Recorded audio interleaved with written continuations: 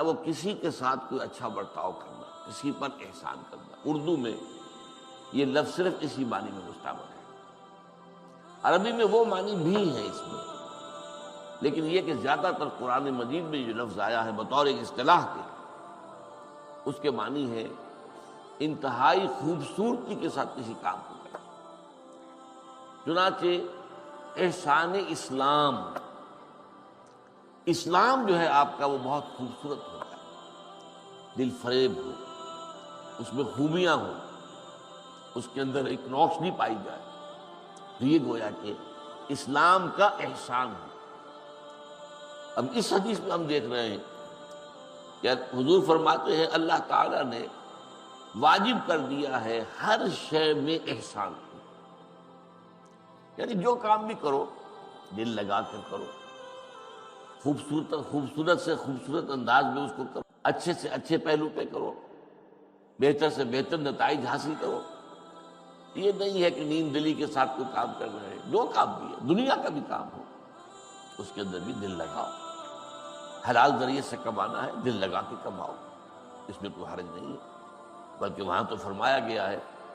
کہ اللہ تعالیٰ نے التاجر الصدوق الامین مع النبیین والشہداء والصالحین،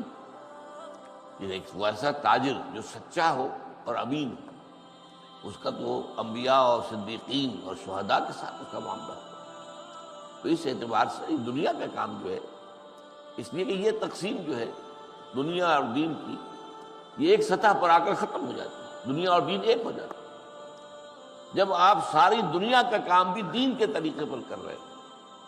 اور آپ کا اصل مقصود و مطلوب آخرت ہو، تو پھر وہ دنیا جو ہے وہ دنیا نہیں رہتی، وہ عین دین بن جاتا ہے، وہ عین عبادت ہے، عبادت ہے۔ چاہے وہ آپ رزق حلال کی کوشش کر رہے ہیں تو وہ بھی عبادت ہے، اس پر بھی اس کے لیے اجر ہے، ثواب ہے، اس لیے کہ اس نے جائز طریقے سے خود اپنے بھی نفس کا ایک حق ادا کیا ہے، اور یہ فرمایا گیا وَإِنَّ لِنَفْسِكَ عَلَيْكَ حَقًّا، یقیناً تمہارے نفس کا بھی تم پر حق ہے، ادا کرو۔ جو بھی تمہارے جسم و جان کے تقاضے ہیں ان کو بھی جائز طریقے سے پورا کرو گے تو وہ عین عبادت بن جائے گی، اس پر ثواب ملے گا۔ اس پر صحابہ نے حیرت کے ساتھ پوچھا تھا حضور کیا ہم بستری کرتے ہیں تو اپنے نفس کی جو ایک خواہش کو پورا کرنے کے لیے؟ فرمایا کہ اگر یہی کام کسی غلط طریقے پر کرتے تو تمہیں سزا ملتی کہ نہ ملتی؟ جی ہاں وہ تو بات ہے، تو پھر اگر یہ صحیح طریقے سے جائز طریقے سے کر رہے ہو اس پر تمہیں اجر ملے گا۔ تو ان اللہ کتب الاحسان علی کل شیء، اسی لیے میں نے آپ سے عرض کیا تھا کہ یہ جو تین بنیادی اصطلاحات حدیث جبرائیل میں آئی تھی، اسلام، ایمان، احسان، وہ ایک اعتبار سے تو نیچے سے اوپر کا درجہ ہے، اسلام سے اوپر درجہ ہے ایمان کا، ایمان سے اوپر ہے احسان، ایک اعتبار سے وہ اوپر سے نیچے جا رہا ہے۔ اسلام میں ایمان صرف ابھی اقرار باللسان تک ہے، ایمان میں وہ گہرا ہو کر نیچے جا کر قلب کی گہرائیوں میں اتر جاتا ہے، اور احسان میں وہ اور اتنا گہرا ہوتا ہے کہ جس کا تم تصور نہیں کر سکتے۔ اس لیے کہ میں نے آپ کو وہ جو پنجابی صوفی شاعر کا قول ہے وہ سنایا تھا کہ دل دریا سمندر و ڈونگے کون دلا دیا جانے ہو۔ یہ دل جو ہے یہ چھوٹا سا جو ایک مضغہ نظر آ رہا ہے یہ تو ہے جسمانی دل، روحانی دل جو حقیقت میں روح کا جو ہے مسکن ہے، اس کا تو آپ اندازہ نہیں کر سکتے، اس لیے کہ اس دل میں اللہ آتا ہے۔ یہ حدیث قدسی ہے، حضور فرماتے ہیں کہ اللہ تعالیٰ فرماتا ہے، ارشاد فرماتا ہے لم یسعنی ارضی ولا سمائی ولکن یسعنی قلب عبد المومن، میں نہ اپنی زمین میں سما سکتا ہوں نہ اپنے آسمان میں، لیکن میں اپنے بندہ مومن کے دل میں سما جاتا ہوں۔ اس دل کا چونکہ گہرا تعلق ذات باری تعالیٰ کے ساتھ ہے، لہذا اس کی گہرائی کا ہم کو اندازہ کر ہی نہیں سکتے۔ کسی اعتبار سے ایمان اور نیچے اور نیچے اور نیچے ہو کر جب اس انتہا کو پہنچ جائے کہ ایمان بالغیب بالکل اتنا ہو جائے جتنا کہ کسی شے کو اپنی آنکھوں سے دیکھنے سے جو ایمان یقین پیدا ہوتا ہے، وہ احسان ہے۔ اب اس میں باقی بات وہی رہے گی، وہی نماز ہے اسے ایک عام مسلمان پڑھ رہا ہے جیسے بھی ہے، جو رکوع و سجود بھی کیا ہے تو اس میں بھی پورا اس کا حق ادا نہیں کیا ہے، لیکن 12 رکوع کیا ہے، کھڑا ہوا ہے، سجدہ کیا ہے، پڑھا تو وہی کچھ ہے جو پڑھا جاتا ہے، لیکن دل لگا ہوا نہیں ہے، دل کسی اور دھندے میں ہے، دماغ کی چکی جو ہے وہ کچھ اور ہی آٹا پیس رہی ہے، تو نماز جو ہے ایک فقہی اعتبار سے تو ہو گئی اور اسلام کا تقاضا پورا ہو گیا، لیکن اسی نماز میں اگر وہ دل میں یقین کی کیفیت پیدا ہو جائے تو اب آپ سوچئے کہ کیا خوبصورتی پیدا ہو جائے گی، اسی نماز میں کیا حسن پیدا ہو جائے گا، یہ احسان الصلاۃ ہو جائے گا، یہ نماز کا خوبصورت کر دینا، نماز کو خوبصورت بنانا، اور اس سے بھی نیچے جا کر اگر بالکل ایسے ہو جائے کانک تراہ فإن لم تکن تراہ فإنہ یراک، یہ ایمان یقین اتنا گہرا ہو جائے کہ گویا کہ تم اللہ کو دیکھ رہے ہو، کیا یہ کم سے کم یہ کہ تمہیں یہ یقین ہو کو دیکھ رہے ہو، کیا یہ کم سے کم یہ کہ تمہیں یہ یقین ہو کہ میں اللہ کے حضور میں ہوں، اللہ مجھے دیکھ رہا ہے، اس وقت جو نماز کی کیفیت ہوگی، یہ نماز کی کیفیت وہ ہوگی جو حدیث میں آیا ہے کہ الصلاۃ معراج المومنین، وہ تو اہل ایمان کے لیے معراج کے درجے میں، تو یہ اصل میں درجات ہیں، شکل تو وہی رہے گی نماز کی، درجہ احسان پہ پہنچ کر بھی نماز تو وہی رہے گی، وہی قیام ہوگا، وہی رکوع ہوگا، وہی سجود ہوگا، وہی کچھ پڑھا جائے گا، فاتحہ کی تلاوت ہوگی، سب کچھ ہوگا، لیکن یہ کہ اس کے اندر اس ظاہری شکل کے اسی صورت میں برقرار رہتے ہوئے زمین و آسمان کا فرق واقع ہو جائے۔ تو اسی طریقے سے یہاں فرمایا گیا ان اللہ کتب الاحسان علی کل شیء، اللہ تعالیٰ نے خوبصورتی اور اچھا انداز، اچھا اسلوب اختیار کرنا واجب کر دیا ہر معاملے میں۔ اب اس میں مثالیں دیے، فاحسنوا القتلہ، اگر تم کسی کو قتل کرو تو عمدگی کے ساتھ قتل کرو اور خوبصورتی کے ساتھ قتل کرو، کیا معنی؟ یہ نہ ہو کہ آپ کا وار کہیں پڑ رہا ہے، مارنا کہیں تھا، اسی لیے آپ کو معلوم ہے کہ جلاد جو ہے یہ پیشہ ہے، ہر آدمی جو ہے اس کا ہو سکتا ہے کہ اس کو اگر گردن اڑانے کے لیے آئے، فرض کیجئے کوئی شخص ہے، قصاص میں قتل کیا جانا ہے اس کو، یا کسی اور جرم کی سزا ایسی ہے وہ مرتد ہو گیا ہے تو قتل کیا جانا ہے، تو یہ قتل کرنا بھی ایسے ہو کہ ایک ہی وار میں گردن اتر جائے اور جو اس کو زیادہ تکلیف نہ، ورنہ یہ کہ وار اوچھا پڑ رہا ہے، وہ جو کبھی وہ شعر مجھے یاد آ رہا تھا جگر کا، میں چوٹ بھی کھاتا جاتا ہوں اور قاتل سے بھی کہتا جاتا ہوں، توہین ہے دست و بازو کی وہ وار کے جو بھرپور نہیں، وار تو بھرپور ہونا چاہیے، تو ایک ہی وار میں گردن کا اڑا دینا یہ ایک پروفیسر ہے، ورنہ یہ کہ عام آدمی جو ہے وہ کہیں، تو اس طریقے فرمایا کہ فَإِذَا قَتَلْتُمْ فَأَحْسِنُوا الْقِتْلَةَ،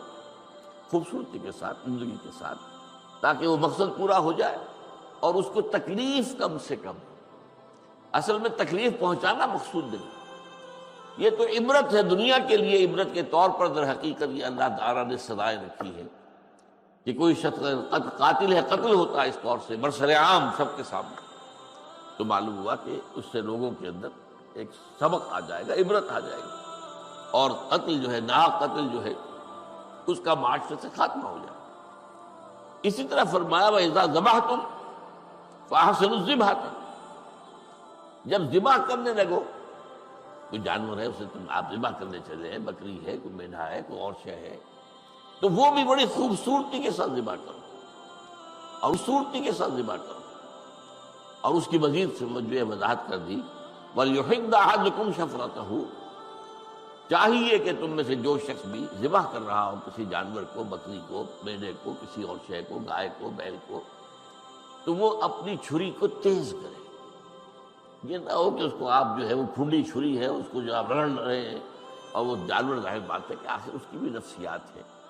وہ جانور کے بھی احساسات ہیں، حسیات ہیں، یہ ساری چیزیں آپ کو معلوم ہے کہ ہے، اس میں حیوان ہے، وہ بھی زندہ ہے، اس کے اندر زندگی ہے، تو اب یہ جو اگر آپ اس کے ساتھ دھینگا مشتی کر رہے ہیں اور آپ کی جو چھری ہے وہ کاٹ ہی نہیں رہی ہے، نہیں، ایسا نہیں ہونا چاہیے۔ وَلْيُحِدَّ أَحَدُكُمْ شَفْرَتَهُ، چاہیے کہ جو بھی تم میں سے یہ کام کرے وہ پھر اپنی چھری کو تیز کر لے، وَلْيُرِحْ ذَبِيحَتَهُ، اور جو ذبیحہ ہے اس کو آرام پہنچائے، اس کو آرام پہنچائے، اس کو تکلیف نہ دے، جو بھی ہے ذبح تو آپ نے کرنا ہے، بکری کا گوشت آپ نے کھانا ہے، وہ آپ کے لیے حلال ہے، جائز ہے، لیکن یہ کہ اس بکری کو ذبح کرتے ہوئے اسے کم سے کم تکلیف ہو، بجائے اس کے کہ اس کے اوپر جو ہے آپ جیسا کہ میں نے کہا ہے کہ کھنڈی چھری لے کر جو ہے اس کے ساتھ پل پڑے، یہ نہیں ہو، بلکہ اس کے لیے تیاری کر کے۔ تو اس معاملے میں اب یہ چیز وہ ہے کہ جو اسلامی معاشرے میں خاص قسم کی تہذیب اس سے پیدا ہوتی ہے، یہ تہذیب ہے، تہذیب نفس ہے، لوگوں کے اندر ہر کام کو کرنے میں بہتر سے بہتر شکل اختیار کرنے کی کوشش کرنا، اسی سے معاشرے کے اندر خوبیاں پروان چڑھتی ہیں، اسی سے بھلائیاں جو ہیں ان کا جو ہے ان کی ترقی ہوتی ہے۔ یہ روایت جو ہے مسلم شریف کی ہے۔ اب 18ویں نمبر کی حدیث ہے، عن ابی ذر جندب معاذ بن جبل رضی اللہ تعالی عنہما۔ یہ حدیث جو ہے دو صحابہ سے مروی ہے، ایک تو ہے حضرت ابو ذر رضی اللہ تعالی عنہ، ان کے بارے میں یہ نوٹ کر لیجئے، یہ درویش صحابہ میں سے تھے، فقراء صحابہ میں سے، اور ان کا فقر جو ہے اور ان کی سچائی کا نبی اکرم صلی اللہ علیہ وسلم نے گواہی دی۔ اصدق لہجتاً ابو ذر، جو اپنی قول میں اپنی بات میں سب سے زیادہ سچا ہے، اس کے ظاہر و باطن کے اندر کوئی بال برابر فرق نہیں، وہ میرا یہ دوست ابو ذر۔ اور انہی کے بارے میں فرمایا ہے کہ کسی شخص کی اگر یہ خواہش ہو، من کان یسرہ ان ینظر الی زہد عیسیٰ، اب آپ کو معلوم ہے کہ انبیاء کرام میں زہد جو ہے، ایک ہی وقت کے جو ہم عصر نبی ہیں حضرت یحییٰ اور حضرت عیسیٰ، زہد انتہائی درجے کا، انتہائی درجے۔ تو جس شخص کی خواہش ہو کہ وہ عیسیٰ کا زہد اپنی آنکھوں سے دیکھے، دیکھنا چاہے کہ کتنا عیسیٰ علیہ السلام کتنے ظاہر تھے، وہ میرے ساتھی ابو ذر کو دیکھیں۔ ابو ذر کے اندر بھی زہد جو ہے وہ اسی درجے کا ہے جس درجے کا کہ حضرت عیسیٰ علیہ السلام نے۔ تو ایک تو وہ حضرت ابو ذر اس حدیث کے راوی ہیں، دوسرے حضرت معاذ بن جبل ہیں رضی اللہ تعالیٰ عنہ، وہ بھی بہت نمایاں ہیں۔ ان کی ایک حدیث ہم بڑی تفصیل کے ساتھ پڑھ چکے ہیں، کیونکہ یہ جو ہے فقہائے صحابہ میں سے، ابو ذر فقراء صحابہ میں سے، درویش صحابہ میں سے، فقراء میں سے، اور یہ فقہائے صحابہ میں سے۔ ان کے بارے میں حضور کا جو قول ہے افعل التفضیل کے صیغے کے اندر، وہ یہ ہے کہ اعلمہم بالحلال، وہ یہ ہے کہ اعلمہم بالحلال والحرام معاذ بن جبل، میرے صحابہ میں حلال اور حرام کا سب سے زیادہ علم رکھنے والا معاذ رضی اللہ تعالی، معاذ بن جبل رضی اللہ تعالی۔ اب یہ دونوں راوی ہیں، اس اعتبار سے اس حدیث کی اہمیت زیادہ ہوگی کہ صحابہ میں سے دو ہیں جن سے یہ روایت شروع ہو رہی ہے۔ روایت کیا ہے؟ حضور نے فرمایا اتق اللہ حیث ما کنت،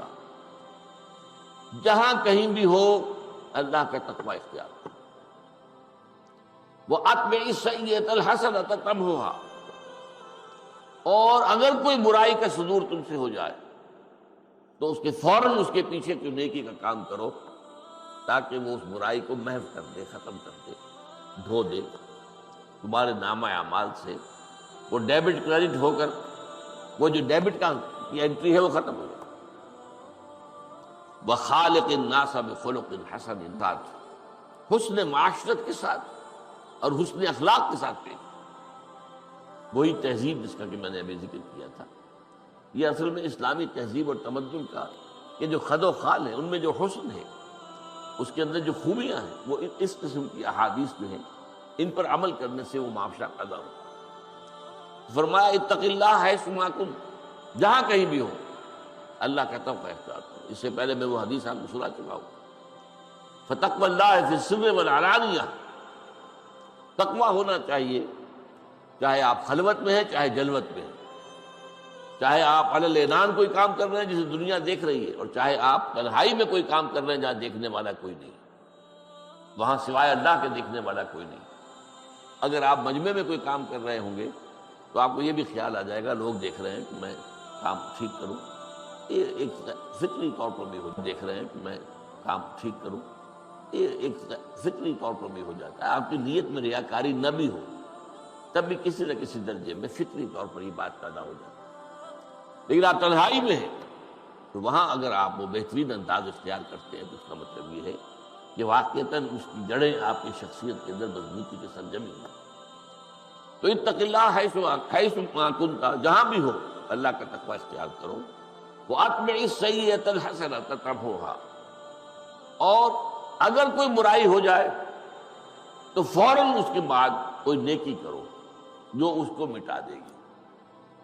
یہ در حقیقت اس کا میں چاہتا ہوں کہ سورہ توبہ میں جو بات آئی ہے اس کے حوالے سے اس کو سمجھ لیں۔ سورہ توبہ میں غزوہ تبوک کے بعد واپسی پر حضور صلی اللہ علیہ وسلم نے پھر جو ہے جو لوگ نہیں گئے تھے ان سے جواب طلبی بھی کی، بعض صحابہ کو تو سزا بھی دی، وہ بغیر کسی عذر کے نہیں گئے۔ منافقین نے تو جھوٹے بہانے بنا لیے، حضور یہ تھا یوں تھا یوں تھا، اچھا جاؤ،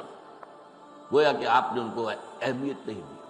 اور آپ نے یہ نہیں کہا جانتے ہوئے بھی کہ یہ جھوٹ بول رہا ہے، یہ نہیں کہا کہ تم جھوٹ بول۔ یہ حضور کی مروت تھی، شرافت تھی، یہ آپ کا اخلاق حسن تھا۔ لیکن وہ 3 صحابہ ایسے تھے کہ جنہوں نے مان لیا حضور کوئی ہماری کوئی عذر نہیں تھا، بس ہمارے نفس نے ہمیں بہکایا۔ ان میں سے ایک صاحب نے بڑی تفصیل کے ساتھ بیان کیا کہ حضور جس قدر میں خوشحال اور مالدار اس وقت تھا اتنا پہلے کبھی نہیں تھا، یعنی میں یہ نہیں کہہ سکتا میرے پاس زاد راہ نہیں تھا، میرے پاس سواری نہیں تھی، نہیں، میرے پاس یہ عذر نہیں۔ جتنا میں صحت مند اس وقت تھا اتنا میں اس سے پہلے نہیں تھا، یہ سب کچھ۔ لیکن میرے نفس نے مجھے یہ کہا کہ حضور تو ابھی روانہ ہو رہے ہیں نا، اور 30,000 کا لشکر نکل جا رہے ہیں، تو لشکر جو تمہاری ناقہ جو ہے اونٹنی وہ بڑی تیز رفتار ہے، ابھی 1-2 دن کے بعد تم سے روانہ ہو جانا، جا کے پکڑ لو گے حضور کو، حضور کے ساتھ پہنچ جاؤ۔ اب یہ ہے وہ جو نفس دھوکہ دے رہا ہے، یہ نہیں ہے کہ نہیں جانا ہے، اس کا فیصلہ نہیں، جانا ہے، لیکن ذرا یہ گھر کا آرام اور آسائش ابھی 1-2 دن 2 دن 3 دن اور دیکھ لو، وقت لگے گا حضور کو، تم جا کے تنہا تیزی کے ساتھ سفر کرتے ہوئے جا کے ان کے ساتھ شامل ہو جاتے، اگلے دن پھر یہی، اگلے دن پھر یہی، چند دن کے بعد احساس ہو اب تو میں کتنا بھی تیز جاؤں حضور کے ساتھ نہیں رہ سکتا، لہٰذا بیٹھے رہ گئے۔ انہوں نے مان لیا بات، انہیں سزا دی۔ اس موقع پر سورہ توبہ میں ایک تقسیم آئی ہے صحابہ کی، کہ ایک تو ٹاپ پر وہ لوگ ہیں السابقون الاولون من المہاجرین والانصار، مہاجرین اور انصار میں جو سب سے پہلے ایمان لانے والے ہیں یہ ہے ٹاپ، سابقون الاولون۔ اب سابقون مہاجرین کے سابقون کے کم سے کم 10-15 برس بعد کے آدمی، اس لیے کہ وہاں تو ایمان پہنچے بہت دیر میں، لیکن یہ اصل میں ایک کیفیت ہوتی ہے کہ جیسے ہی بات سامنے آئی فوراً مان لینا، یہ صدیقیت، یہ جیسے صحابہ میں مہاجرین میں تھی، اسی طریقے سے اس کی مثالیں جو ہیں حضرت معاذ، سعد بن معاذ اس کی بہت بڑی مثال ہے، تو ایسے ہی جو ہے وہ انصار میں بھی تھی، تو درجے میں برابر ہو جائے گی۔ السابقون الاولون من المہاجرین والانصار والذین اتبعوہم باحسان، اور وہ لوگ جنہوں نے پیروی کی ان کی احسان کے ساتھ، خوبصورتی کے ساتھ، دیکھیے وہی لفظ ہے احسان، پوری خوبصورتی کے ساتھ، یعنی اگرچہ انہیں وقت تو لگ گیا، کچھ فوری طور پر تو ایمان نہیں لائے، they took their time، کچھ نہ کچھ وقت لگا ہے، لیکن یہ کہ بڑی خوبصورتی کے ساتھ ان کا بھی ایمان خالص تھا، اور بڑے خلوص کے ساتھ، اور پوری گویا کہ قلب و ذہن کی ہم آہنگی کے ساتھ، خلوص کے ساتھ، اور پوری گویا کہ قلب و ذہن کی ہم آہنگی کے ساتھ تو ایمان لائے۔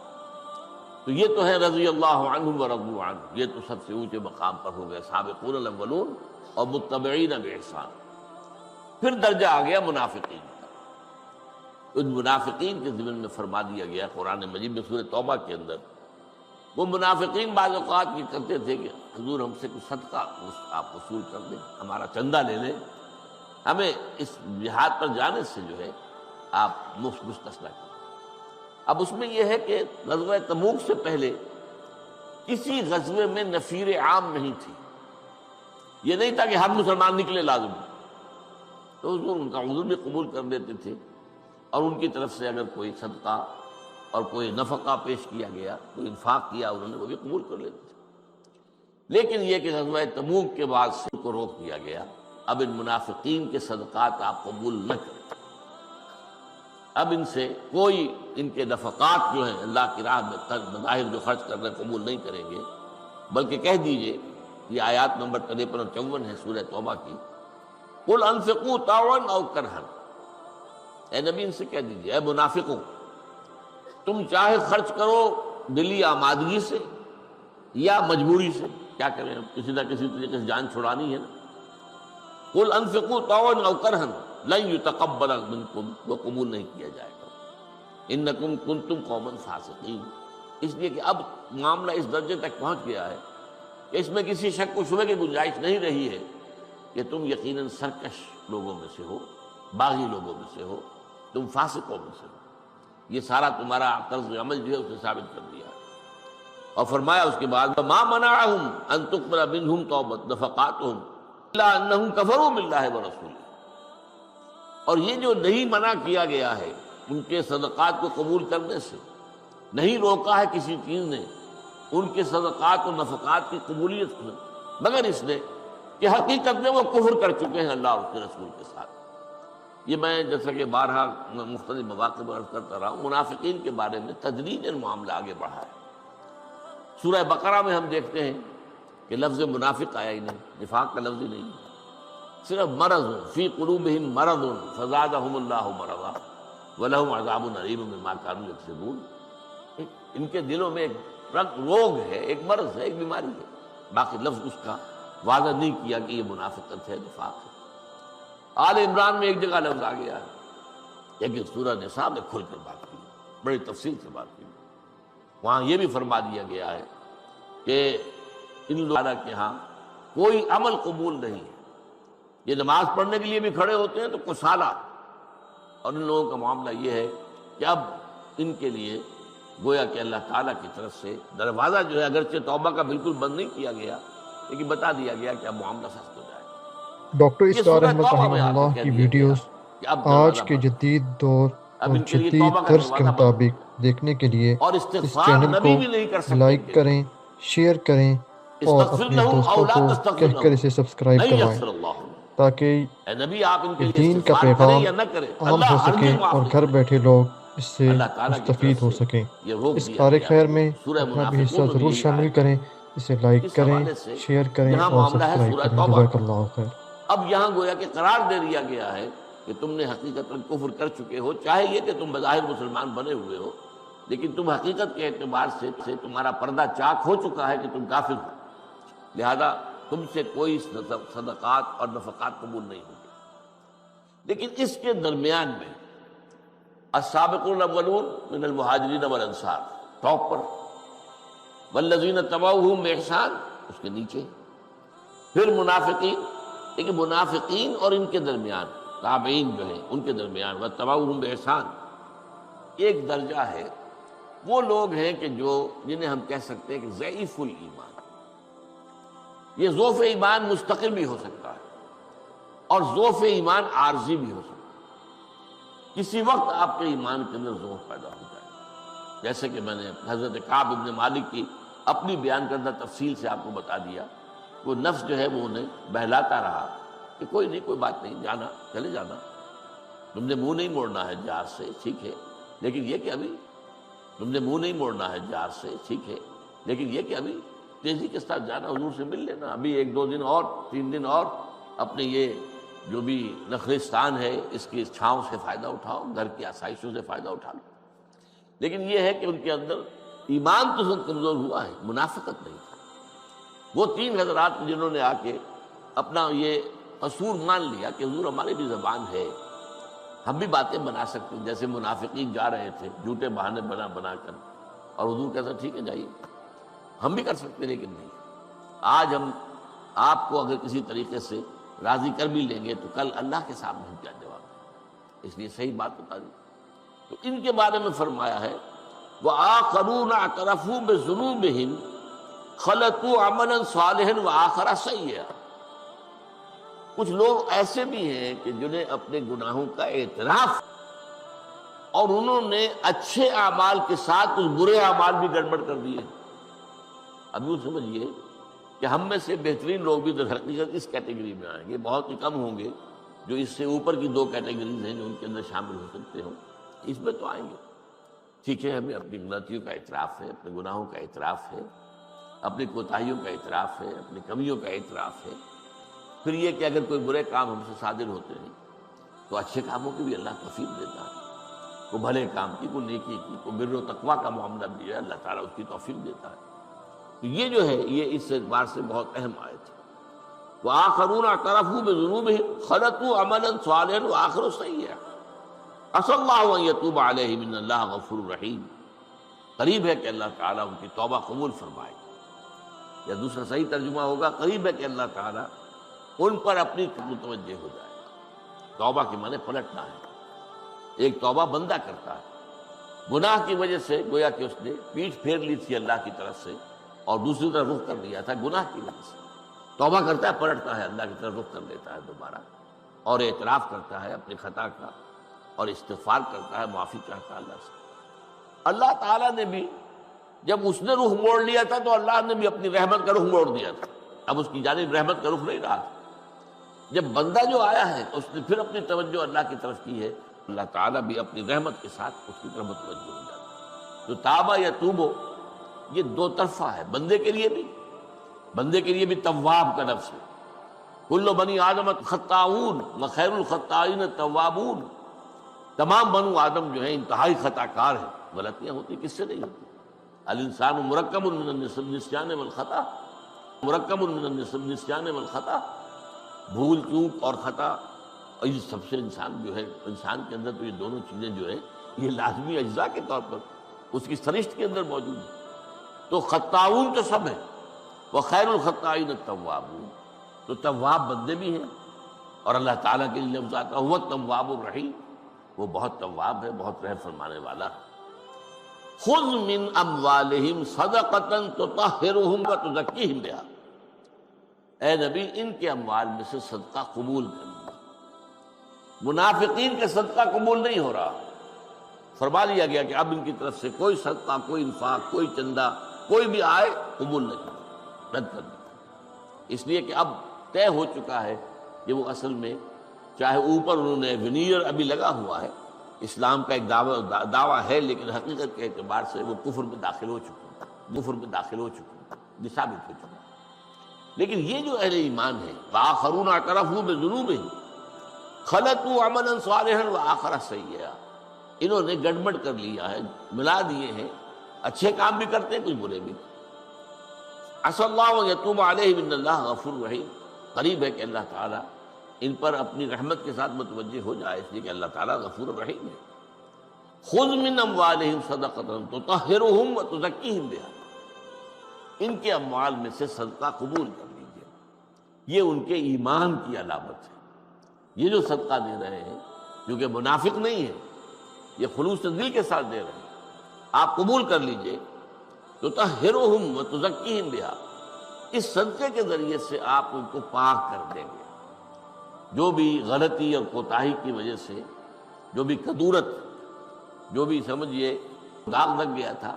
تو وہ پاک ہو جائے گا، دھل جائے گا، صاف ہو جائے گا۔ تطہرہم وتزکیہم بہا وصلی علیہم، اور ان کے لیے دعا بھی کیجیے، ان کے لیے اللہ تعالیٰ سے رحمت کی طلب کیجیے، استغفار کیجیے۔ ان صلاتک سکن لہم، یقیناً آپ کا دعا کرنا، جب وہ دیکھتے ہیں کہ اللہ کے نبی نے ہمارے لیے دعا کی ہے کہ اللہ ان کے اس نفقات کو، ان کے اس صدقات کو قبول فرما لے، تو یہ ان کے لیے تسکین کا موجب، ان کے جو ہے زخموں کے اوپر پھاہ رکھنے کے مانند ہو جاتا ہے۔ واللہ سمیع علیم، اور اللہ تعالیٰ جو ہے وہ سب کچھ سننے والا، سب کچھ جاننے والا ہے۔ تو یہ حدیث ہے اتق اللہ حیث ما کنت واتبع السیئۃ الحسنۃ تمحها، جب بھی کبھی خطا ہو جائے، غلطی ہو جائے، برائی ہو جائے، کوئی گناہ کا ارتکاب ہو جائے، فوری طور پر توبہ بھی کرو اور فوری طور پر کسی نیک کام کا اہتمام کرو، کوئی صدقہ ہے، کوئی خیرات ہے، کوئی اور نوافل ہے، کسی اور طرح سے دین کی خدمت کے اندر زیادہ وقت لگانے کا معاملہ ہے۔ اس سے یہ ہے کہ جو بھی خرابی ہوئی ہے اس کو وہ محو ہو جائے گی۔ التائب من الذنب کمن لا ذنب لہ، ہمارے ہاں تو توبہ کا دروازہ اتنا کشادہ ہے کہ گناہ سے توبہ کرنے والا اگر حقیقی مفہوم میں توبہ کر رہا ہے تو بالکل ایسے جیسے انہوں نے گناہ کیا ہی نہیں، صاف ہو جاتا ہے۔ بلکہ یہاں تک آتا ہے سورہ الفرقان میں، فَأُولَٰئِکَ يُبَدِّلُ اللَّهُ سَیِّئَاتِهِمْ حَسَنَات، جب توبہ صحیح معنی میں کی جائے، الا من تاب وآمن وعمل عملا صالحا فاولئک یبدل اللہ سیئاتہم حسنات، ایسا وہ جو شخص صحیح معنی میں توبہ کرتا ہے تو اللہ تعالیٰ اس کے نامہ اعمال سے وہ جو سیاہ دھبے تھے، یہ سیاہ اعمال کا اندراج تھا، اس کو دھو کر اور اس کی جگہ پر نیکیوں کا اندراج کر دیتا ہے۔ اور دوسری بات اس میں آئی ہے وَخَالِقِ النَّاسَ بِخُلُقٍ حسن، لوگوں کے ساتھ اچھے اخلاق کے ساتھ وہ زندگی گزارو، خلق الحسن۔ ایک اور حدیث میں آتا ہے ای الایمان افضل، سب سے افضل ایمان کون سا؟ حضور نے پوچھا، اور جب لوگوں نے کہا اللہ رسول عالم، پھر فرمایا خلق الحسن، وہ ایمان جس کے ساتھ اخلاق حسنہ، لوگوں کے ساتھ خوبصورتی کے ساتھ پیش آنا۔ اسی لیے فرمایا ہے تبسمک فی وجہ اخیک صدقۃ، اگر تم اپنے بھائی سے متبسم چہرے کے ساتھ گفتگو کرتے ہو، کوئی شخص آیا ہے، آپ نے تبسم کے ساتھ اس کا استقبال کیا، اس کا بھی دل کھل اٹھا، اور ورنہ یہ کہ اگر آپ نے عبوساً قمطریرہ بنے ہوئے، بس جیسے کہ کوئی زبردستی کوئی آ گیا ہے، اسے کوئی ویلکم اور اہلاً سہلاً کہنے والا آپ نہیں ہیں، تو اسے بھی یہ افسوس ہوگا میں خامخواہ کیوں آ گیا ان کے پاس۔ لیکن یہ کہ اگر آپ خامخواہ کیوں آ گیا ان کے پاس، لیکن یہ کہ اگر آپ تبسم کے ساتھ، خوش دلی کے ساتھ، اچھے انداز میں انہیں ویلکم کہو، ان کا جو استقبال کرو، تو یہ جو حسن اخلاق ہے، حضور کے بارے میں یہاں تک آتا ہے صلی اللہ علیہ وسلم کہ اگر حضور سے کوئی مسافہ کرتا تھا تو حضور اس کا ہاتھ نہیں چھوڑتے تھے جب تک ڈاکٹر کہ وہ اسرار خود نہ احمد رحمہ اللہ کی ویڈیوز اس لیے کہ آج یہ کے ہاتھ جدید اندر کھینچ دور لینا اور یہ جدید طرز آپ کے کی مطابق جو دیکھنے کے لیے مروت اور اس شرافت چینل کو خلاف تھا لائک جب کریں، تک۔ شیئر اسی کریں طریقے سے جب کوئی اور شخص اپنے آپ کی طرف دوستوں کو متوجہ کہہ ہوتا کر تھا اسے یا آپ سے سبسکرائب گفتگو کروائیں کرتا تھا تاکہ تو آپ پوری طرح دین مڑ کا کر اس کی بات پیغام سنتے تھے، عام ہو سکے یہ اور نہیں گھر کہ بس بیٹھے سن لوگ رہے تھے یوں اس کر سے دیا۔ مستفید ہو اس میں بھی سکیں۔ جو ہے ایک اس طرح کار کا خیر تکبر، میں اپنا بھی حصہ پوری ضرور طرح شامل اس کو کریں، اپنا موڑ کر اسے اس کی لائک بات کریں، سمجھتے تھے، شیئر اس کی کریں بات اور سنتے تھے، سبسکرائب اس کریں۔ کے پر جزاک متوجہ اللہ ہوتے خیر۔ تھے۔ تو یہ جو اخلاق حسنہ ہے، ان میں یہاں تک بھی حدیث آتی ہے، صدیقہ رضی اللہ تعالیٰ عنہ سے مروی ہے، ایک مرتبہ حضور سے حضرت عائشہ کے حجرے میں کہ آپ کو کہا گیا کہ فلاں شخص آیا ہے، آپ نے فرمایا اچھا بھیج دو اندر، آ گئے۔ ظاہر بات ہے حجرہ تو ایک ہی ہوتا تھا، ہوتا کیا تھا، حضور کی زوجہ محترمہ ہے وہ پیٹ کر دیتی تھی، وہ چادر اپنے اوپر لے لیتی تھی، باقی اسی حال کے اندر جو ہے وہ صاحب آتے تھے۔ حضور نے بڑے خوش اخلاقی کے ساتھ اسے خوش آمدید کہا، اس سے بڑی اچھی طریقے سے گفتگو کی۔ جب وہ چلا گیا تو حضرت عائشہ نے کہا کہ حضور آپ تو اس شخص کے بارے میں بہت بری باتیں بھی بتاتے رہے ہیں کہ اس کے اندر یہ خرابی ہے، یہ خرابی ہے، یہ خرابی ہے، لیکن آپ نے اس کا جو استقبال کیا اور اس کے ساتھ جو گفتگو کی، اس کا اکرام کیا، تو آپ نے فرمایا کہ میں حسن خلق کو کیوں چھوڑ دوں؟ وہ اس کا جو بھی معاملہ ہے، جو بھی اس کا کردار ہے، جو بھی اس کے کرتوت ہیں، وہ اس کے ساتھ ہے، تو میں جو ہے خوش اخلاقی کو کیوں ترک کروں؟ تو خلق حسن، یہ اصل میں خالق